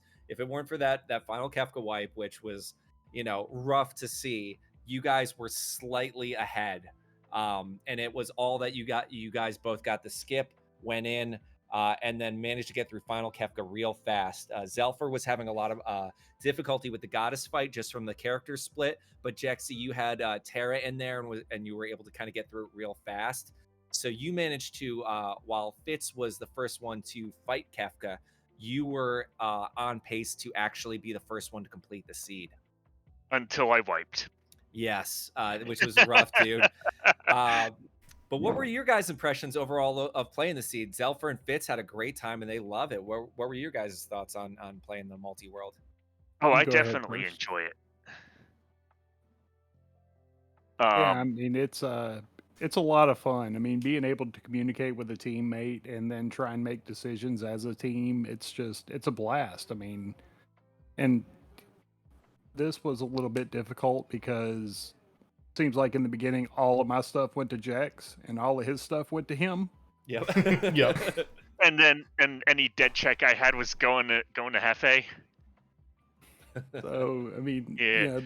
but those things happen, and that's part of what makes it what it is, and it's a good time no matter what. I mean, we still ended up with a respectable time on this seed, and we had a good time doing it. Yeah. Yep. Were you guys employing strategies? Because Zelfer and Fitz were talking about Elite River was going to happen. Did you guys plan for any things like that? Like if one person got overloaded, the other's going to do a slow check to try and get ahead or anything like that? That was definitely part of the strat. We both discussed it, and we looked at our starting characters and said, look, before we get bogged down, if one of us gets bogged down, we should just do a long, fighting check first. And we did. So I also had some end game strats lined up in case we were having trouble finding, like, one of us was ready to go in KT and the other one was still struggling for, like, say, finding espers. Mm-hmm. Because one of the interesting things with Archipelago is dragons produce progression, and so does toilet atma. So if we were coming down to the nitty gritty of it, and felt like we were lagging behind, we could have just jumped right into KT, fought the dragons, fought toilet atma, and see what stuck. Which probably would have saved a little bit of time if it came down to that. But we did not get to see that tonight. Yeah, I gotta say, like, during this seed, like, Fitz and Zelfer were able to get into KT earlier. You guys were quite a number of espers behind, but I think it was your teamwork and the luck of the draw towards the end got your counts up really fast, really quick. So that ended up being, to your favor. But what did you guys think of the fact that, like, everybody was doing a lot of damage at a certain point? That even in this mode, you guys were able to scale up and level up quite substantially. Obviously, EXP, eggs, cat hoods, all that stuff helped. But what did you kind of feel like with being able to do everything at a high level? Oh, that's always fun. Just being able to punch things in the face and walk away. That is always fun when you're doing this. Yeah, whenever you have 5 things on the screen and Strago's Merton is doing quad 9s to all of them, I mean, how can you not have fun with that? Oh, I saw that. I believe it was Fitz pulled out some Merton doing like quad 9s on tier 2, and I was like, oh my goodness, this is gonna be a quick fight. Arusta, Schwantz, you guys have any questions? Nothing on my side. I just wanted to say thank you everyone for for running this. It was a very interesting seed, as Andrew mentioned. It was super close. I mean, you guys were basically synced up through all of Final Kefka, which was super fun to watch. Yeah, this was one of the closest races I've ever seen in this entire game, and congratulations on every, because you don't see it. There's 2 separate seeds, 4 runners, and everybody's on Kefka at the exact same time. That's so ridiculous. One of the best seeds I've definitely seen in my entire time of commentating and watching seeds. So it was also kind of ridiculous to track as well, but it was fun in that sort of way for sure. So, but yeah, so Fitz, you said that you felt like pretty far behind at the very beginning. Was there any thought when you got your 6 and 9 to maybe get skip, or since there are things that could go to Zelfer that he didn't need with because he got 10 characters, were you thinking I just need to get in the tower because Zelfer also has his go mode, so we might as well just go through the tower immediately? Yeah, I mean, pretty much. I will say, like I was having such a good time that I wasn't really thinking like that deeply about the strategy. Once I was in Kefka's tower, I was kind of like, I wonder if I should have came here when I was just 1 away. Mm-hmm. And just hoped, made the gamble that I would pull what I needed out of the 2 dragons and Atma, because that had not really occurred to me until I went in. I was like, oh yeah, there's 3 progression potentially. And then for the other team, for Jax, we were trying to get Hefe was at like 5 and 6 at one point, and then all of a sudden you turn around and he's at like 6 and 8. Right, because he got a couple of quick checks in a row with his rewards, and you also dumped some rewards on him. You had mentioned the strategy about going into the tower, but when it's stuff for your other runner, do you kind of pull that back a little bit? So, I would have, me personally, like I did a practice run with Goku Black, I believe. Mm-hmm. When I was trying to get Archipelago working. Yep. We did employ that strat. I was short like 2 espers and had skip, so I'm like, all right, I'm gonna go into the tower. You also have skip. I need 2 espers. You keep doing checks. I'm gonna hit my tower dragons and toilet atma and see what happens. And eventually I did get the progression, and we both ended up on the statues at pretty much the same time. Actually, no, I think I just finished my last statue when I got my last piece of progression, and he jumped in and started his. Yeah, So, that could be kind of yeah. risky though, because you never want to go into KT twice in that case, right? So Yeah, I mean, like if we were still searching for progression on that specific seed, I would have jumped out of the tower and made the long climb back up. yeah, that would have been awful. Yeah, but sometimes you gotta do what you gotta do. Yeah, for sure.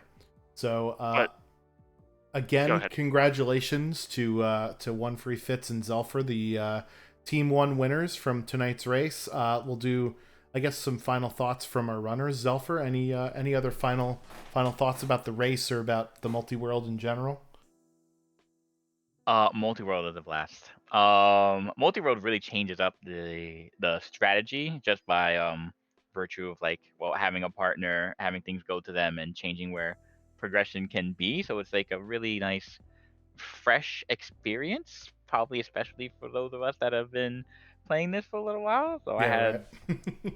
yeah, so it was a lot of fun, and just the format, like a co-op race, but you both have different seeds, so you're just kind of just generalizing. It's just, I don't know, it was just a fresh take on it. I had a lot of fun. Nice. Fitz, thoughts on the co-op mode, and I think if you've got something to plug, you could talk about that as well.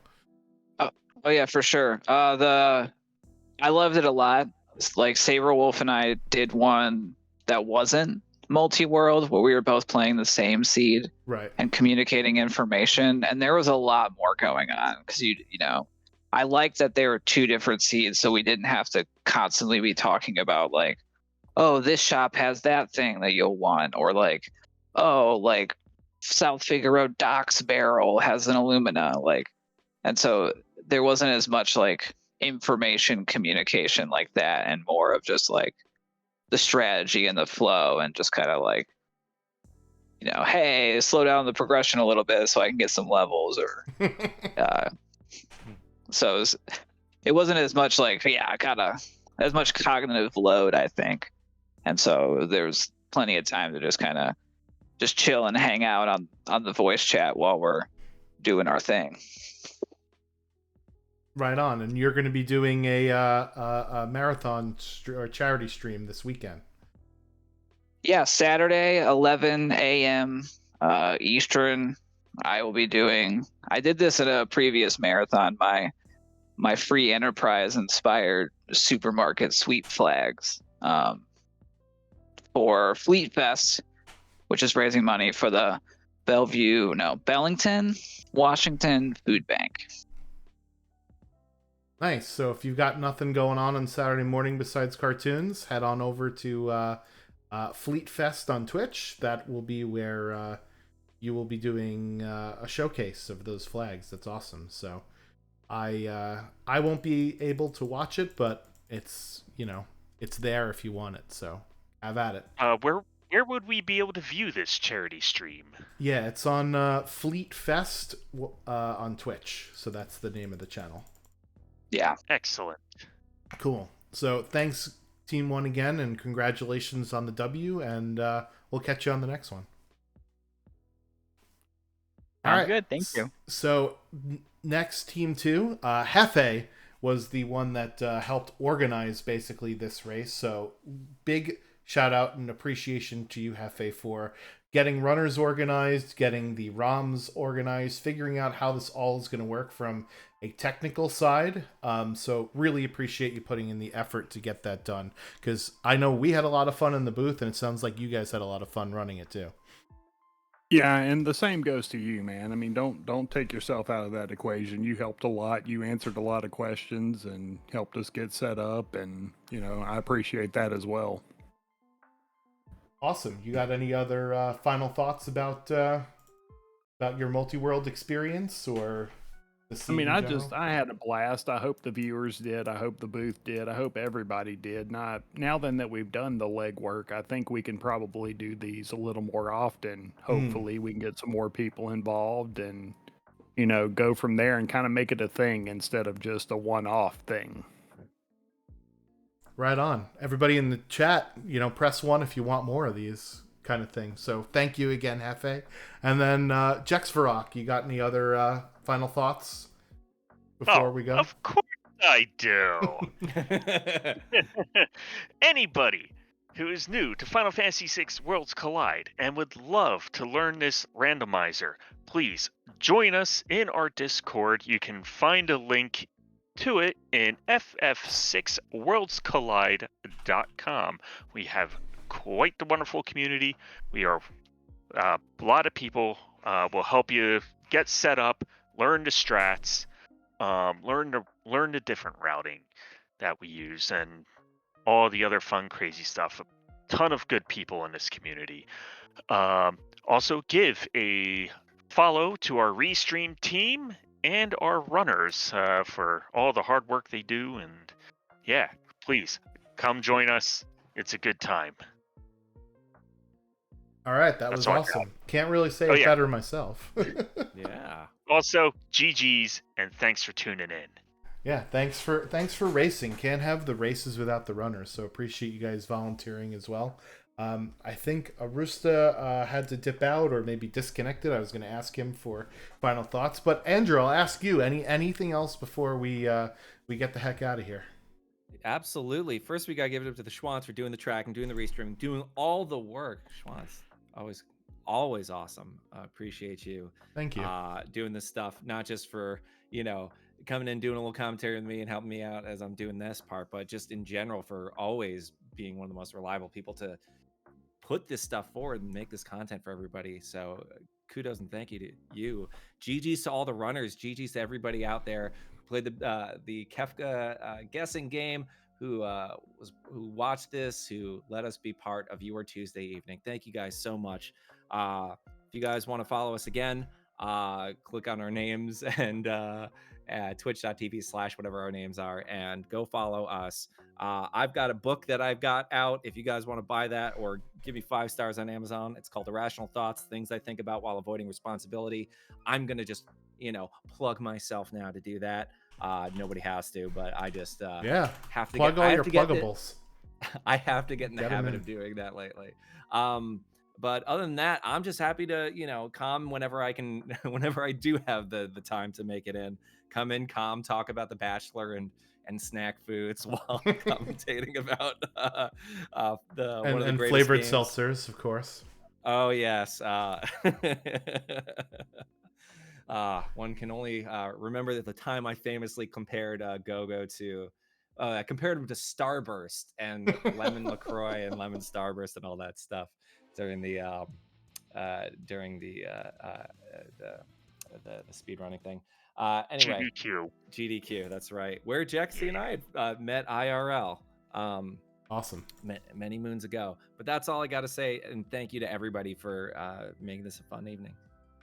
Yeah, that's going to do it for us. Thank you so much, Andrew and Arusta, for joining the commentary booth and doing the talkies so that I didn't have to use my voice the whole time. Appreciate it. And we will be back, and we will be streaming some more Battlegrounds events, skirmishes, and things like that. So look for us to be back next week sometime to be doing more of that stuff here on Final Fantasy VI Worlds Collide's Twitch. We're going to send you over to one of our other community members who's currently doing an Ultros League practice async race. Or not async race, sync race. So go cheer them on. Go check them out. And we'll see everybody next time. Thank you so much. Bye-bye now.